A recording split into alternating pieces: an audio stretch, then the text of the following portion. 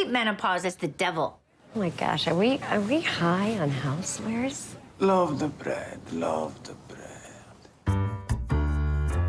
Hello, everyone. This is And Just Like That, The Writer's Room, the official companion podcast of And Just Like That from Max. I'm Michael Patrick King, writer, director, and executive producer. And with me today, I'm Julie Rottenberg, executive producer, writer. I'm Susan Fales-Hill, consulting producer and writer. And I'm Elisa Zuritsky, executive producer and writer. And today we are going to talk about episode 208, 100 years ago. Now, this title is one of the few titles that we have not. I'm still trying to come up with a better title. Literally on the subway, I was like, what? That's Elisa, and Elisa has a thing. She can nail things, and this one is elusive. Not. And I actually thought, well, 100 years ago, because basically they're talking about things that feel suddenly like they happened 100 years ago, which is Miranda's life as a lawyer and Carrie's relationship with Big. But Elisa, I said to her, hey, I think we wrote this. This is written by Michael Patrick King, Julie Rottenberg, and Elisa Zuritsky. It's a triad of dissatisfaction about the title. Even though this is like the definition of too many cooks, right? But yet not enough to come up with a good title. Right. Anyway, 100 years ago is the title and will remain the title for the next 100 years. So episode 8 is exciting for us because we ended episode 7 with the cliff-hanging kiss of Carrie and Aiden. And we brought him up to New York, created a little bit of a situation where he says, I'm never going back in that apartment. He's going to leave, and turns around and sweeps in with an emotional, romantic kiss. Now where are they? So as a writing room, our job is to catch you up and also somehow create scenes that tell you what happens without going through it all. So we open up on a hotel room, the one that he said, hey, there's hotels, and it's Carrie and Aiden, sexy.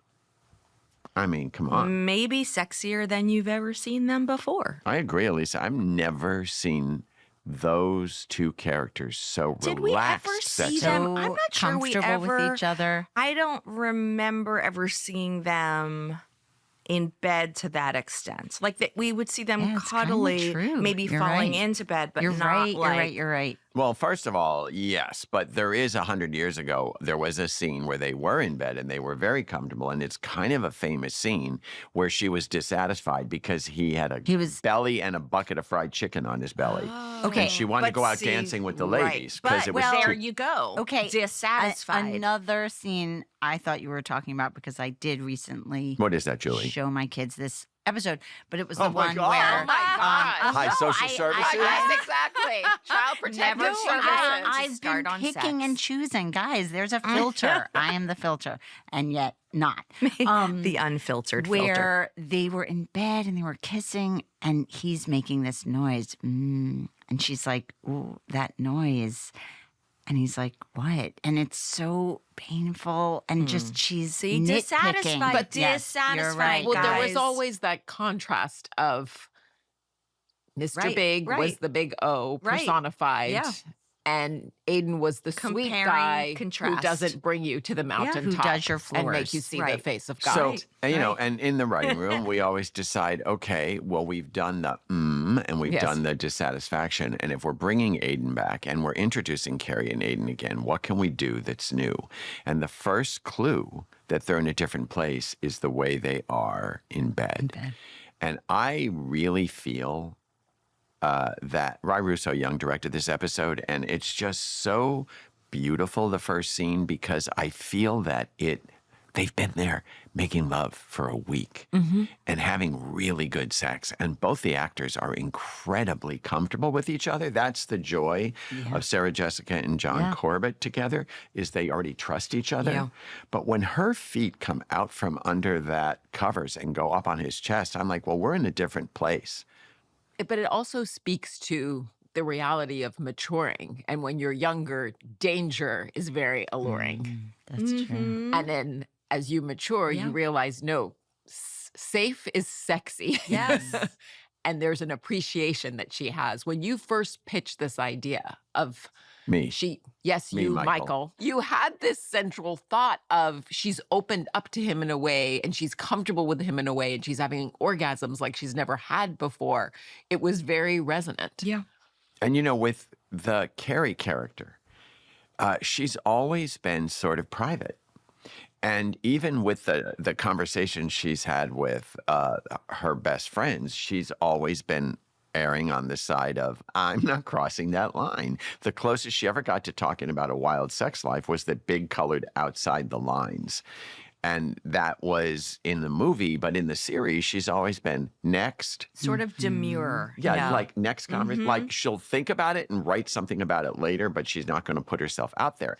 But the point is, why is she so open? This is part of an overriding theme for this iteration of this series, that there are things that do get better with age. It's not all downhill, Which because is such a your body radical parts aren't idea. all defying gravity that's anymore. true. It is a golden age when you know yourself, and the comfort of having known someone and had a history with them.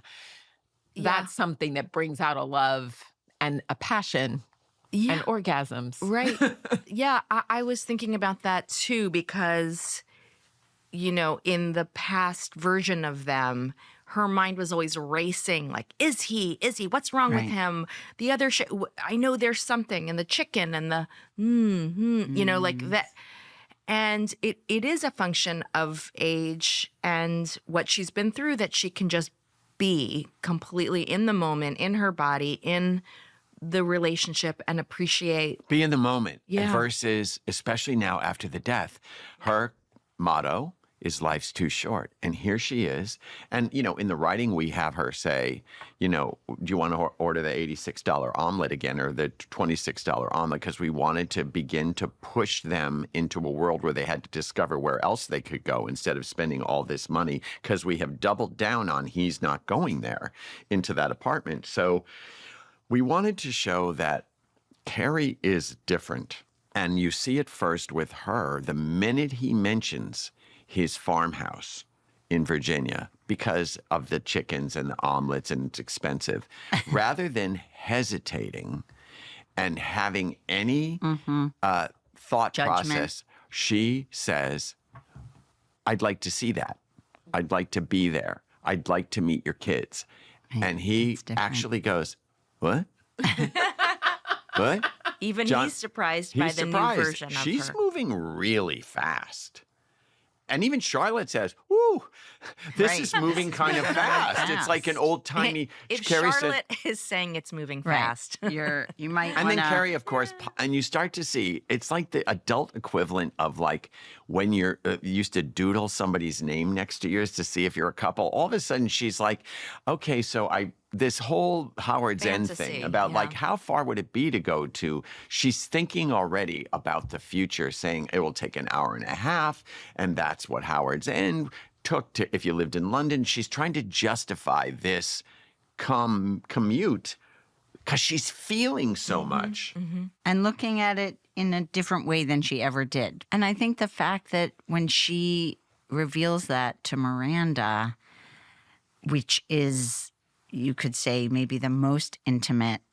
You're talking about what she says about Big? Yes. Yeah, well, before we get to that, let's talk about the fact that Miranda walks down the street with her and says, are you moving too fast? This is somebody who just literally just was a bullet train out of her left last her marriage. last life. Well, and she's beginning to pay those consequences. Or put the pieces together about Yeah, what that's it true. costs when you do that. Right, But that's for true. Miranda, it was incredibly no thinking, more feeling. And now Carrie's somewhere between both. She's feeling, and Right. she admits in this scene that she's having orgasms, Julie. Bigger and better than she ever did with Big and even with Aiden. And I That's love the that important thing. distinction. Yes, because it's not just Yeah. comparing Coke and Pepsi. That she's changed, that they've changed, that they're in a new place. And what a revelation. And then she asks the big question, which is shocking. Should you maybe take a beat here? You're moving so fast, you didn't even know you Googled England.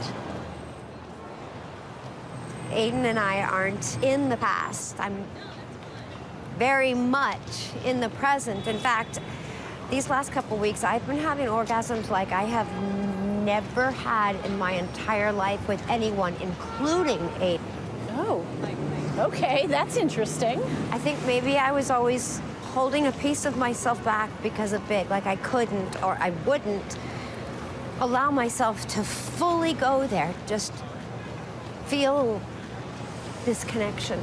You know, and I'm just wondering, was it always there and I just didn't want to accept it? And Miranda, I can't. What is it?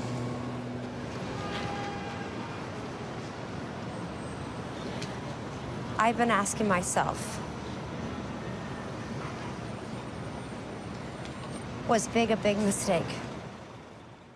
And you know, we think a lot about the audience reaction to stuff, not And exclusively. we debated this. But we talk about it a lot, and we think Because about. we're the original audience, Yeah, and we in the try writing room. to.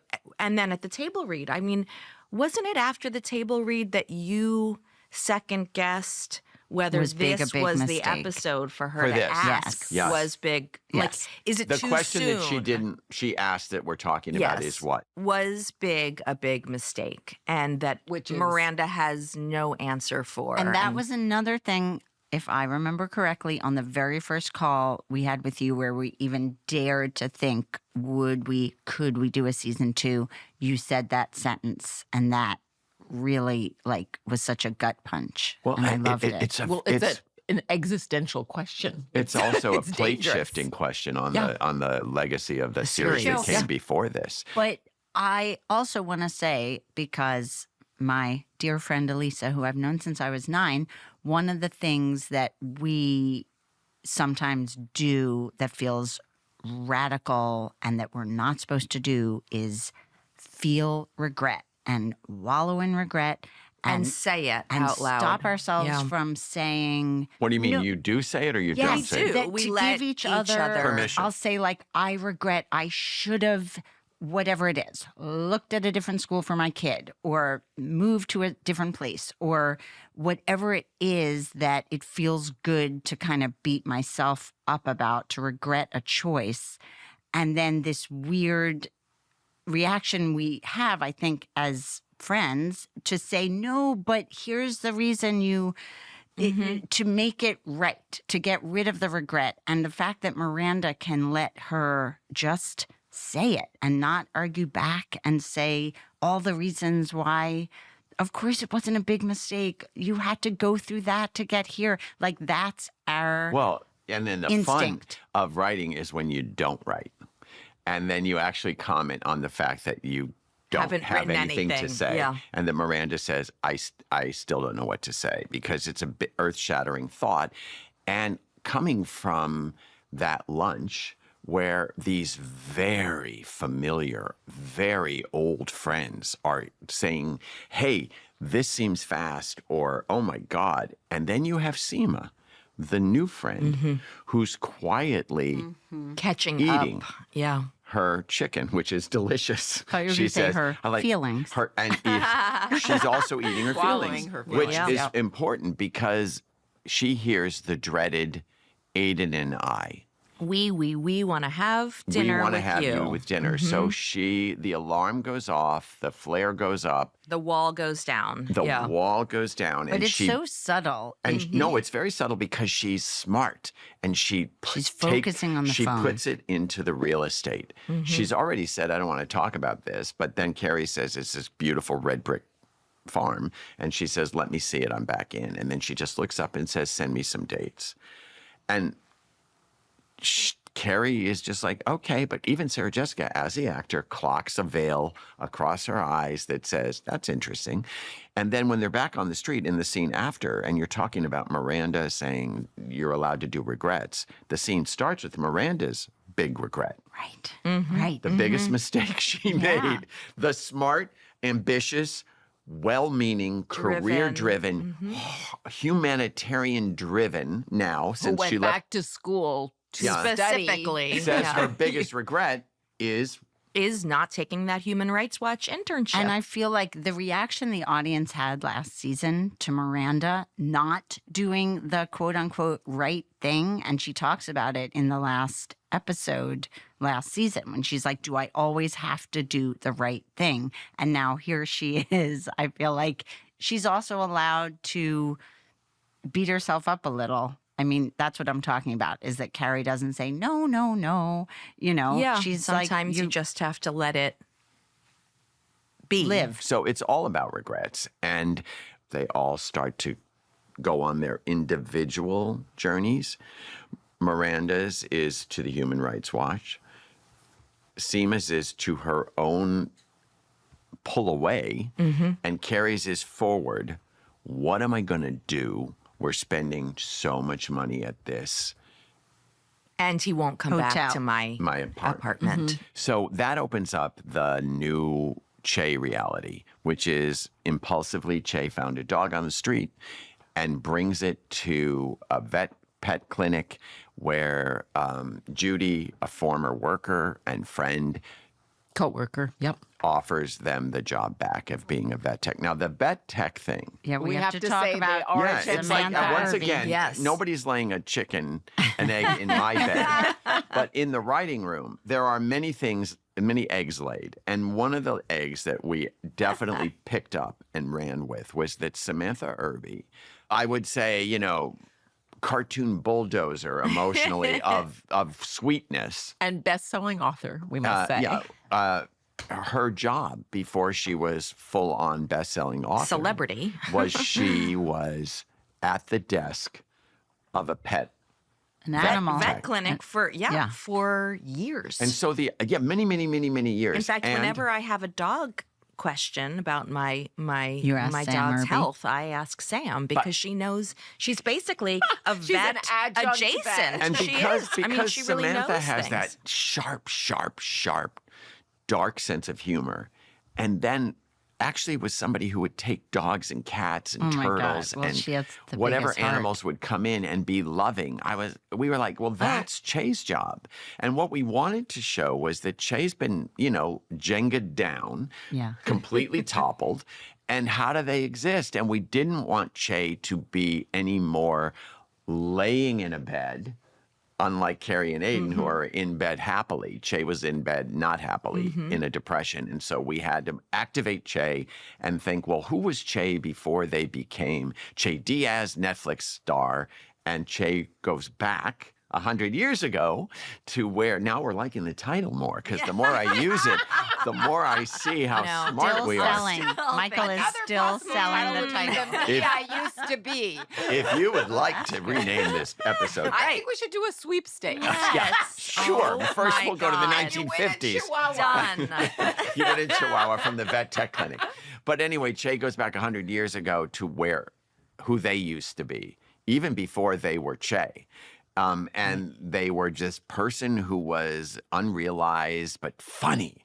Unrealized as a production Performer, yeah. entity. Yes, and as a You know, I used to wait on tables for 100 years, and I'm telling you, I was funny. Well, that's We what had I was just fun. going to say. I mean, it was like those work friends that you're when you get another Yeah, person it's- who's funny and sarcastic. well, can we talk about Judy? Yeah. Because that was another one of your beautiful conceits, I Patricia thought. Black. The OG trans woman who has this wry sense of humor and this incredible perspective. And a this big heart. incredible acceptance. But the idea of taking Che, who was, I think it's safe to say, a little full of themselves last season, and taking them back to their Roots. original roots. And there's nothing I love more than hearing your stories about waiting tables. Michael and I have my own, and we all Good. worked hellish jobs. And no, but I feel like that allowed Che to be brought down to earth a little more, I think. You know that To be thing humbled. that people say you really know who someone is not when they're at the top, but when they're in a hard time. That's when you really see who people really are. character. Like it's all very easy to be funny and nice and charming when you're at the top. Right. But when you're And yet, Struggling. when you're yeah. when you're struggling and you're still that person. So we wanted to show who Che was before all the new Ego. pretension. And ego was gratified, To right? deal with the reality, they have bills to pay. And they need a job, and the next best thing to a good job is a job. So. And because they're Airbnb out their apartment, which brings the, I've talked before on this show, is like the serial killer wall in the writing room about the red tape, the red yarn that goes from each character. How do we connect? How do we connect? And part of the thought behind having Che move to Hudson Yards and have an apartment that was too expensive was that they would have to move out. And then we would have a place to move Carrie and Aiden. And it also gives us the comedy of that, and the set, Karen, who is our set decorator, kept saying, this apartment is so bland. Oh my God. And we kept Tim going, Norman, don't get him started. Right. By design, Yes. our DP. This, and we wanted the place to look IKEA. antiseptic. And that apartment is modeled exactly off a floor plan and a brochure from one of those Hudson Yards apartments that Miguel designed. And so we wanted Carrie and Aiden, who've been talking about a farm in Virginia, to move into basically an operating room. Yes. Where they have to then try to make it homey. Because what we always believe about Aiden is that he's homey. He's a nester. He's a nester, and that he's got things. And it's the comedy run starts with Him opening those cabinets. like nothing's there. It's Where's like, the peppermill? You Yes, can't there's live without a nothing. peppermill. And Carrie doesn't understand any of it because she's lived without a peppermill, and then she comes out of the bedroom and goes, but there's no hangers, and they're all wired. That's really funny because that's where I think that's another crack where Sarah Jessica just laughs. So we get them on. What we designed this episode to be is And what we Honeymoon. called, and that scene we called the ecstatic errand, where they're Yes. basically like high on housewares and just the fun of playing house. We wanted them to And have also fun. They never really got a chance They to do didn't. that. no, because when there was they're always old. like, I don't want to buy a peppermill with you. I'm Yeah. going to marry somebody What else. does Yes, that that's too mean? Right? scary. Everything was fraught with them Yeah. before, and now it feels She's like embracing the colander. And we wanted to show hot sex for a week, and then cute Domestic, yes. shopping. Yeah. I mean, what's Straight better than that? To And the marriage, other basically. thing, by bringing Che into the scene when they're both there, With all the goodies, the new coffee making, maker, the cooking, beer, and they're they cooking. making nice. It did feel, for the first time, like it was almost like a crossover episode because Che is like this new series and just like that. And then Aiden was the original. And I felt like they were coming into the same room, and it felt electric to have Che look at them with some distance and say, well, what happened here? The Airbnb serves many things. What it does is it shows a lightness for them. It shows how a good they caper, are at little bit of a caper. And then it says the big moment, which in the writing room, I do remember when I pitched this. I shut down emotionally. It's when Che says, why didn't this work out the first time? And Carrie says, I made a mistake. And just to say it, I feel like that's a perfect example of it needed to be someone who didn't live through it, who didn't know all the drama and the pain and the tragedy, could just say the thing out loud. Why didn't this work out? I feel like everyone else in their lives knows that would be a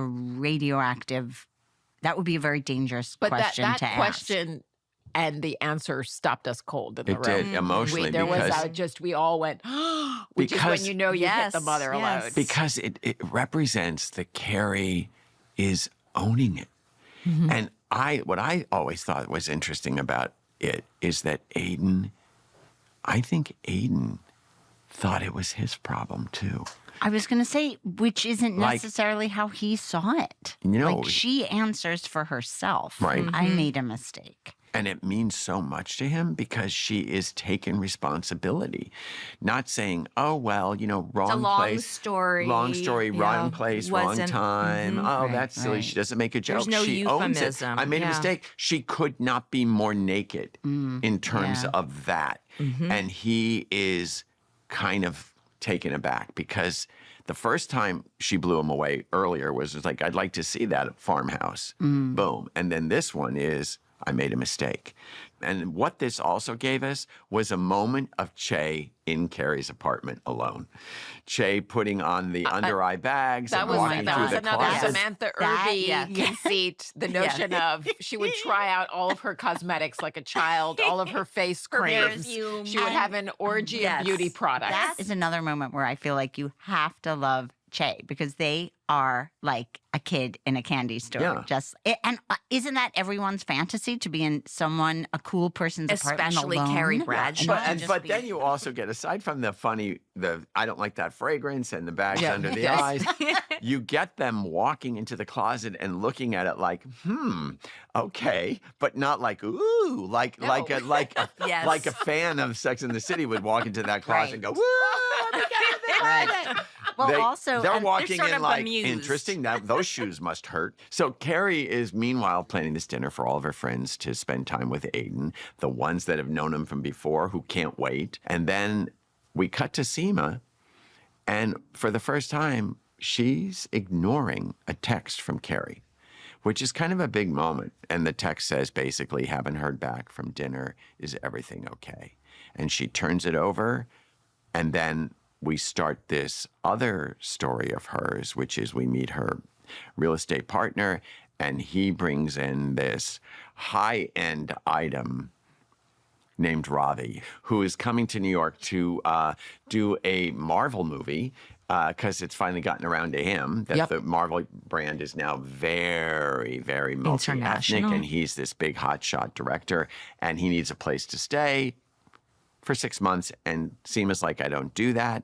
And then he basically says, there's a meet cute, I would guess you would say. There's a meet real estate cute. And you see her sort of perk up. And we see her at work, which was very exciting was for a me goal. anyway. Yeah. Yes, we wanted to show Seema the a baller, boss girl. the baller of her in that big building, in that Seema gold desk. We see her partner that she's with, Paust and Patel. That means she's an owner. John Glover's playing Elliot Paust. And we wanted to show her world and how important it is. But the real important thing in the scene, from the story point of view, is that she ignores Carrie's call. And then the next moment in the Seema story is where she is at a beauty parlor about to get her hair done. And she sees Carrie is at the next bowl and pretends she doesn't see her. And as she walks away, Carrie sees her walking away and stops her and says, hey, I haven't heard from you. Now, this is one of those things where you think, does this happen? Those dividers between the hairballs, that's real. We had wanted to do a scene in a beauty salon. I have to say, true. Because we're always looking for how can we mix it up in terms How of can, how we, these... how can we Claire Booth loose it? How can we the women it? How can we show a stylish moment? And how can we show the characters with wet hair? Which makes you very vulnerable. It is the vulnerability. How can we get them so vulnerable? And this is important because I think it happens sometimes when someone's very close to you, you can't see them. And then there's the drive-bys like, I don't want to see them. right. And this was another thing where the conception that you had, Michael, of these two friends, wet hair out on the street. And that was something we were guarding, that we were determined to do. We wanted this hard scene to happen where they were in this vulnerable state. Then we get there, we're shooting on a day when it's really cold out. And there was talk of like. Raining. And raining. And there was like talk of like, oh God, could they do it in the front of the salon? And this was the one of the. Because we like to torment actors. No, No, but because I like to realize the writing. Yeah. And that, I feel like there are certain moments when you've taught us, sometimes you got to say, all right, on the day, we had to go another way. And this was something, it was like, oh, hell no. Protecting the vision. We have to Pneumonia protect this. only lasted a few days. Not true. And here's the other thing. Both those actors knew the importance and the uniqueness of having wet hair on Madison Avenue. So it wasn't like, get out there and do this scene the way we wrote it. It was like, it's going to be cold. Give them umbrellas. And it just, sometimes it's magical. It's a vision. The rain makes it the umbrellas of Cherbourg. They're in New York. It's gray. It's that time of the year in New York where everything's gray. And then Carrie, it's just so great. wardrobe sent an umbrella that's filled with flowers behind her. And Seema's got a very primary offbeat, like grays and greens and mustard umbrella. And we had the loophole was the cigarette to get them outside. Yeah, you just don't put them outside. There has to be a reason. Seema smokes. She's having a tense conversation. As she says to Carrie, if we're having this conversation, I'm going to need a cigarette. And Carrie says, what conversation? And she you says, see the look of dread this on one. This one. Yeah. And this is important. This is really cracking Seema open. I mean, you've talked about turning a new page, opening a new chapter, and Seema, the always in control, the femme fatale.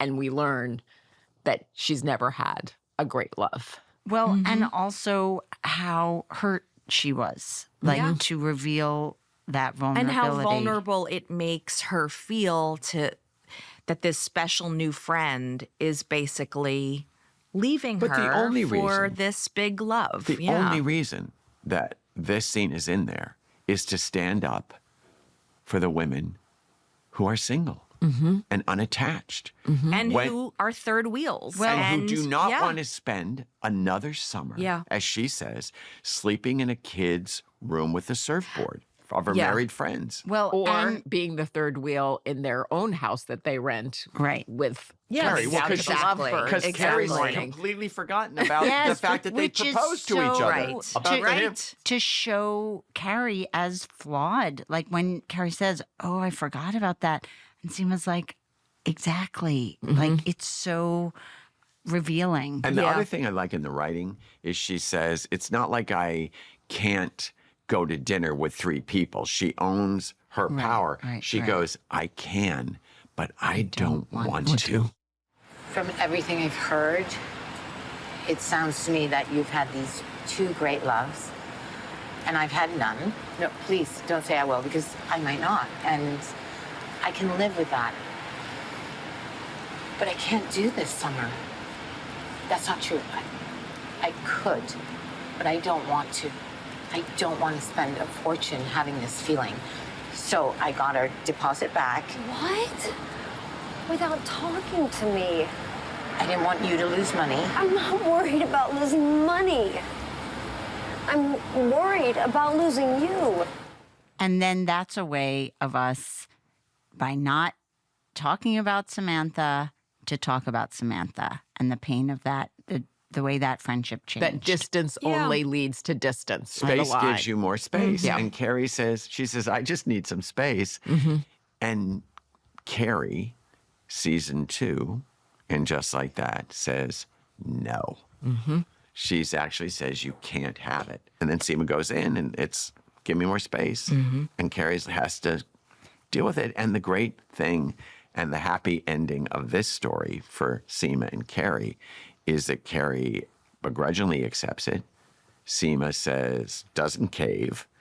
And then she walks in at the end of looking the amazing. Heroic. As a golden girl. As I'll say, another nice callback to the old series is now Seema's in the role of Mr. Big in Man, Myth, and the Viagra, showing up heroically to meet Aiden where he, Mr. Big, Right. showed up to meet the friends, where you're Carrie right. had lost hope and in walks Mr. Big. And I think like one of the little threads that we pull through in And Just Like That is that at this age, these women friends have moved into the kind of big love affairs for these women. Like the fact that Seema proposes to Carrie in a Apple store for a house it's just another version of a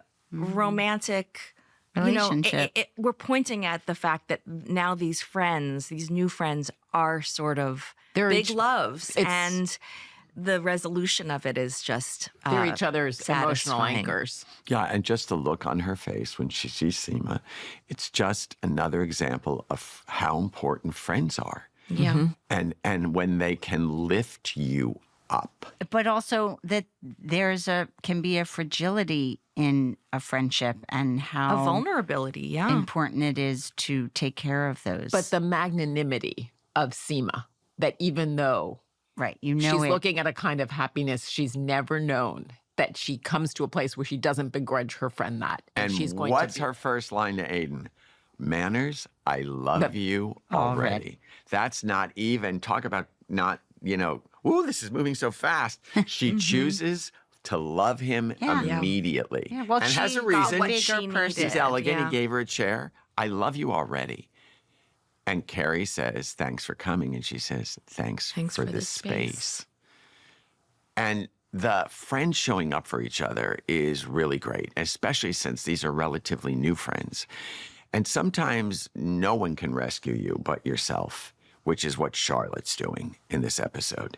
Charlotte has decided she's lost Charlotte in the episode before. She's too busy being everybody's thing. Yeah. And if Carrie's running at Aiden like a old-timey train or faster than an old-timey train, Charlotte's not going fast. She's kind of dipping her toe in the water. She's a little bit cautious about returning to the world of the former Charlotte, which was a gallerina in the 90s in New York City, where everybody sort of looked and sort of behaved a certain way. And she was one of them. Rail thin and a black dress. Just Smart. so. Smart, chic look. So now she's thinking, I'm 56. I'm returning to a job that I stopped doing at 35, 6, 7, before 40, certainly. And So maybe all her insecurities are coming 20 up. years ago, yeah. But the trigger, much like with Seema, the trigger was Aiden's dinner. The trigger with Charlotte is a dress. Dress shopping. And it's, let's face it, sometimes easier to fixate on a very concrete thing like a dress or your weight rather than the bigger, scarier thing of, do I still have it? Can I Yes. still do it? The dress becomes a metaphor Can I go for, back home? Does can I it even- still Yeah. fit me? Yep. This gallerina role at 56 with 2 kids and a husband and a couple extra pounds. Now, this is also a wonderful thing because sometimes friends have big lives and they're involved in their own life and their own families. And every now and then you get a little window where they show up for you. And this is LTW showing up. But they walk in together and Charlotte says, I know exactly what I want. well, and also this is the definition of friendship. And this sort of harkens back to what I was saying about the regret and do we let each other wallow in something? But we didn't want it to be like Charlotte's insane. I mean, she's got a gorgeous figure. So we talked a lot about like, is this all in her mind? Like we wanted LTW to both validate her and be like, You're gorgeous. right?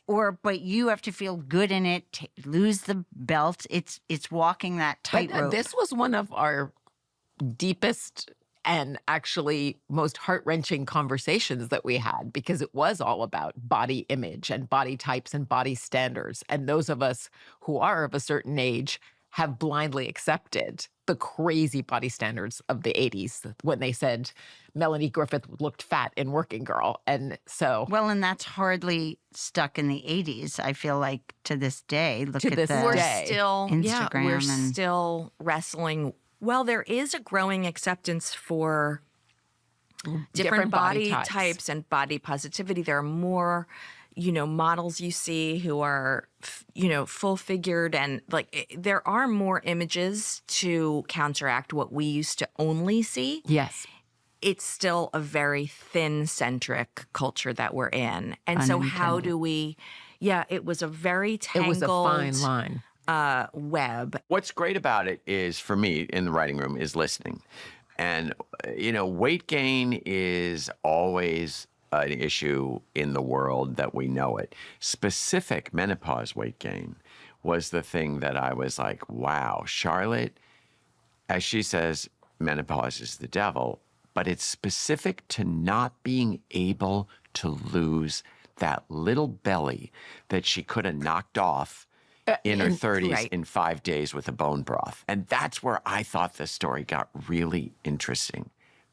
was the idea that the dress I can't do what I used to be able to do. right. I And can't that do just- it. And it's And then not what out of my else? it's not my doing. I'm eating the bone broth. I'm Right. projecting. I put that picture of me when I was 35 that she goes through that hat box. In We have the that Ohio? beautiful moment where she sees them on the bus in Atlantic City from Sex and the City. You see Right. the four of them, how they were, and then she finds, yep, that's me, and that still is from like season 1, and it's just a photographer from production of Charlotte outside of her gallery. It's a still from the show, and you see that's who she started out to be on this multiverse. We wanted it to be both in her mind and not in In her her mind. mind. And then you could lose the belt or you couldn't lose the belt, as Julie said. And the fact of the matter is, she did not want to lose the belt because she knew what the dress was supposed to look like. Yes. And she knew what a ballerina was supposed to look like. And Or it- so she thinks. and it wasn't this. So what does she do? She tells Harry, goes, "You look hot." She's like, "Get out." Right. Oh my God. Never Talk gonna about happen. like he cannot say He the right cannot thing. say the right thing. I'm doing my bone broth. And then you see her, and this is another type of a friendship. We've seen Seema and Carrie's friendship. We've seen Carrie and Miranda having a real talk to talk. And here's a friendship that happens. I'm sorry, it might be the dirty little secret where two friends are pretending they're having a conversation. And one person Charlotte is and not Anthony. in that conversation. They're watching television. Both of them and are they're not. both talking. They're like kids who are parallel playing. So it's Anthony and Not Charlotte talking about their particular deep talk, which Charlotte's going on and on about ballerina, everything's teeny, it has yeah. ballerina. And Anthony's talking about Giuseppe. this new hot guy. Hot fella, thank you. Who's a poet. That in the last episode said he would stay just till the Valentine's Day rush bump happened. And we come up on them in the episode before the call to Charlotte, where Giuseppe's leaving and Anthony's talking to a woman, Lorraine, on the phone saying, "No, you can't have Giuseppe again. Eat a protein." And he's frustrated because this woman she's obviously attracted to Giuseppe and wants these things. And Giuseppe sees him sort of frustratingly pounding the bread and says, Don't punch Love the the bread. bread. Love the I mean, Don't- look, first of don't all, let's punch just say, the you know, when bread. we jumped off a diving board when we hired Sebastiano. Yes, okay. So here we are in the next level, which is like, again, who is Giuseppe? And he's going to come over and knead the bread. And it's our tribute to Ghost. In case you were wondering. And if you're only Queer familiar, Ghost. if you're only familiar with Ghost as a texting term where you don't text somebody back, go look at the movie Ghost because With Demi they're- Moore. Demi Moore and Patrick Patrick Swayze, Swayze. pottery wheel, sexy. And we're Whoopi like, we got to Goldberg. get him behind Anthony, and they need to be kneading the bread together. And we wanted Mario to be able to deepen Anthony. Yes. We were like, we It was know time. Well, it was to break out of just the the rapid gorgeous retort. one-liners and Yes. the snap. We wanted, as all our And characters, him in charge, him in to control. find out who else is underneath there. So not only are we discovering who's underneath Giuseppe, here's this character you've seen for many, many years. We're discovering what's under him, and that is he has a rule that he doesn't hire gay guys because it doesn't cross physical and professional to him. And he is now talking about Lorraine to Giuseppe, and she's got to find somebody else. And he goes, "Yeah, every time I'm there, I tell her I'm gay." And he goes, "Well, you shouldn't have to lie." And this is a moment where Elisa kills me in the writing room because she writes. He goes, Elisa "You're fired." channels. He just goes out of nowhere. "You're fired." And he goes, he makes up 4 bad reasons. "You were late Yeah. yesterday, Oh, yeah. you da-da-da." And then he goes, "So I can't have that kind of erotic Right. behavior." And then he goes, "You understand?" He goes, "No, I feel as though you're firing me because I'm gay." and then Anthony realizes, I'm in a I'm not allowed to litigation. do I that. mean, I'm not allowed to do that. So he says, you're not fired, you're Says hired. maybe I get a lawyer. So then he goes, and then he says in Italian this very thing. And Anthony says, what does that mean? He says, Girl, take a chill pill. So now Anthony is bemoaning to Charlotte that this can't happen. He's a hot guy. And this is where he sets up the boundaries. And he tells her, and Charlotte's not listening. She's going, ballerina. Right. And Everything's little. And he's going, oh, yeah. And then she goes, and it's not going to be good because they're young. And then Anthony goes, yeah, mine's a young one too, and just takes it. So you understand these two people of a certain age, which would be 50s, are thinking about these younger people and do they fit with them? And it's also an interesting combination because Miranda is having a similar young confrontation me age, which is at Human Rights Watch. She's the oldest intern. Right. Which, by the way, was one of our favorite things about it. I'm the oldest intern. In our minds, like Miranda's the oldest intern. Just thank God she has red hair again. That's all. And, yeah, seriously. And we did a lot of research, thanks to a consultant and friend, Elise Kepler, about Human Rights Watch. We wanted to get it right. We found out how the internship works there. Turns out, and this freaked me out, that they really are not allowed to work past a certain time. There are all 6 kinds o'clock. of rules. 6 6 p.m. We wanted to get Human Rights Watch right. And so, for example, what you're looking at on camera, the Human Rights Watch, is our writers' offices that we were evicted from and that Miguel and the set decorators completely transformed into the Human Rights Watch that they went and looked at. And special thanks to Human Rights Watch for opening up their offices to the, and not only their offices, but their entire sort of organization to us for, you know, so that we could For us to do play in. exactly. So that we could do an accurate really depiction. replicate it. And then it comes down to the characters that populate it. We have Raina, who is the boss, who is pregnant, who hires Miranda, and we meet the younger characters that we were talking about. They're all younger, even Raina's younger. But the young other interns are Serena and Sloane. I mean, the joy of seeing Miranda walk in and be her charming self and connect with these young women. And we didn't want them to be villains. We didn't want them to be We like did at one point. mean We were a little girls, snarky. cool at girls. one point. We did. Well, we started them as Yes. altruistic. We started them as welcoming until Yes. the plot twist turns and she gets They were gonna- promoted above them. And then they become righteously indignant. Yeah, but also you can understand why they're annoyed. You would be annoyed if some other writer came in and was funnier and smarter. And oh, sorry, I'm not talking about anyone I know. Where were we? You were removing the shiv from Yes. my back. Sorry. Surely you can understand. If we can just talk about the salad shaking moment, please. I think that This is our favorite I wish that we could just show all of the salad shaking. There could be a whole montage of salad shaking that Cynthia. Miranda's Cynthia Nixon shaking her salad. put Just the herself awkward into. silence of having crashed their little lunch and then trying to not feel paranoid, but we wanted to make her like she's not an idiot. She would pick up on the fact that they're Once again, resentful. I love it when someone says, and Cynthia says it so much. I'm not but sound paranoid, but I feel like you're texting about me. Like the audience knows they're texting, and then Miranda goes, "You're texting about me." they're like, no, really, we're not. And then Miranda gets promoted again, and they go, "Well, I guess you're just perfect." And Miranda has to take herself down. And it's like, no, actually, I'm a sexually confused alcoholic going through a divorce. And that's what Miranda does best. Serena, I'm double checking my notes and I realize you omitted the migration stats. I'm just flagging it. I can put them back in. I guess you're just perfect, Miranda. Actually, I'm a sexually confused alcoholic who's in the midst of a divorce. Whoa, on that note, good night.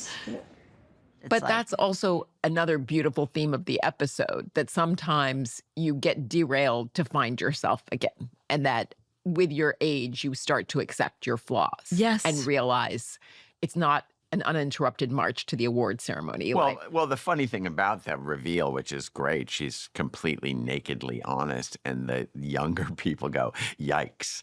On that note, that's inappropriate. So, and then Raina comes out and says to Miranda, "You got to leave again because of the 6 o'clock intern rule." And she says, "I want you to go to the, do something more with me, move up." "Oh, I'm being induced. You're my replacement." Yes. She says, "Enjoy your power. I don't think you put yourself second at Harvard. Yeah.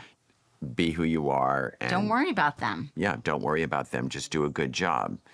And then Charlotte has to walk into her younger people.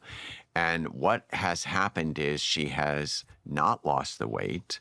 She sees the belt. She can't breathe in the She can't breathe. Oh, Spanx. she puts on 3 pairs of Spanx. And the kids are like, "Mom, do you have a sore throat?" Because she's talking. She's like, "I'll see you later." Because she's out of breath. Chris is like, "Gah." And then She won't she be sitting walks very down the much. street. She sees as everybody always does, or let me just speak specifically. She sees herself in a reflection in a mirror, in the window as a mirror, and she thinks, "This belt's wrong." And she takes off the thing that she thought was the most special thing about the outfit and covers her belly with her coat when she walks in to the visage. To the point of view of exactly what she feared.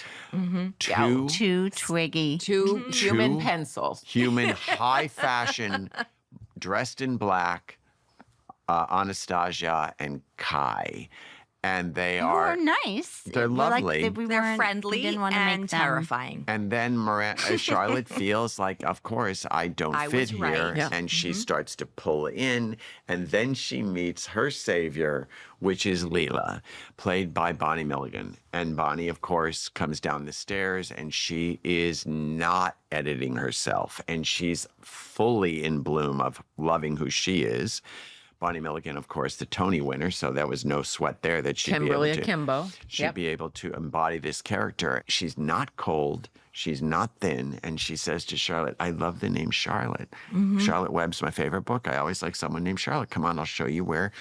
And Charlotte says, "Where can I put my coat?" And she says, "Come on, make yourself comfortable." And Charlotte sees that the gallery Has changed. has changed. the art world has changed. The world has changed. Yes, People and it's are now. okay to just be you. Well, As No long one- as you're no good one at your job. cares if you're a little heavier than you used to be, or whoever you are, just be you. It's And another she's example happy. of showing someone break their paradigm. Charlotte is as up to date as you can be with her kids, but when it came to her, she was trapped in who she used to be and who that world used to be. And then Leela, the character, comes in and is just like, "Be you," which is the great growth and evolution of people who are younger than the people that are now in their 50s. They actually have felt entitled to be themselves. Yeah. And who made these rules? Yeah, who made these rules? So then we see Charlotte release herself from bondage. The belt. The belt comes, And Comes the back Spanx. on. the Spanx And go the out, Spanx. and she throws them away, and then, of course, Retrieves Takes one. you gotta retrieves have one. Yeah. puts on the Wanted to belt, and keep it. Because starts we her don't want to life. go too Let's far, not go ladies and crazy. gentlemen. And then, so she is back at work, and she's at the Kasabian Gallery, where she has now been hired by Mark Kasabian, And she's played exhaling, by Victor literally. Garber. Yeah. Another Broadway legend. And we wanted this gallery to be scary and be grown up. And it is gorgeous and impressive and expansive. And it is like the Tesla showroom of art galleries. We didn't want it to be who she used to be down in Soho. Right. This is a gallery on the Upper East Side, big player money, big artist money. And here she is. And she has left her insecurity behind for now and marching forward into her former self. Her next chapter. Right, her present It is self, a new yeah. chapter for, how about a new chapter as the title? No, we did chapter 3 already. And then, Sorry. and then God back to damn it. Anthony's younger guy. He comes in. Anthony is surprised because Anthony has decided to fire him, the correct way over text. the way we do now. Right, Why sure. text is a good thing. And he says, what are you doing here, Giuseppe? Didn't you get my text? And he says, yes, but I crazy is not my first language. And he says, he confesses, and this is where Mario starts to open up the character, which is like, I can't work with you.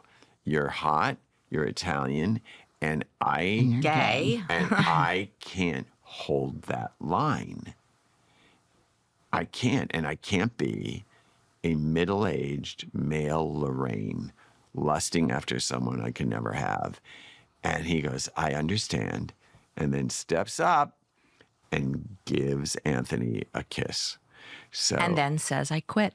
yes, which because is it's appropriate. To You- resolve the conflict. And that wraps up episode 8, 100 years ago. Thanks, Julie, Elisa, and Susan. We'll be back next week to unpack episode 9 of the series, And Just Like That, called There Goes the Neighborhood. Stream new episodes of And Just Like That Thursdays on Max. Listen to the podcast on Max and wherever you listen to podcasts. And Just Like That, The Writer's Room is produced by Neon Hum Media for Max. At Neon Hum, Sharon Morris is the executive producer. Joanna Clay is the lead producer. Sammy Allison is our head of production. Zoe Culkin is our associate producer. Sam Baer is our engineer. That's it for the show. Thank you for listening.